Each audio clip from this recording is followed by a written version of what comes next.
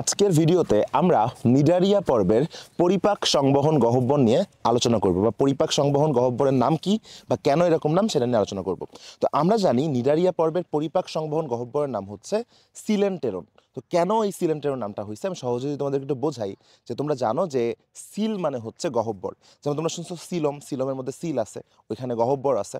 তারপরে তোমরা পরিফেরা স্পঞ্জোসিল শুনছো, হিমোসিল শুনছো হচ্ছে মলাস্কা আর্থ্রোপোডায়। সো সিল মানে হচ্ছে গহ্বর। তাহলে পরিপাক সংবহন গহ্বর যখন আমরা বলবো তখন যেটা হবে সেটা হচ্ছে ওই গহ্বরটার মিনিং হিসেবে, গহ্বরটার রুট আউট হিসেবে আমরা সিল লিখবো। সো সিল এন্টেরনের সিল মানে হচ্ছে গহ্বর। এই এন্টেরন কথাটা আসছে এন্টারো থেকে, যে এন্টারো মানে হচ্ছে অন্ত্র। আমরা জানি অন্ত্র বলতে এখানে ক্ষুদ্রান্তকে বোঝায়, আর ক্ষুদ্রান্তের মধ্যে পরিপাক হয়, আর পরিপাকের পরে তো খাদ্যটা সংবাহিত হবেই, সংবহন হবেই।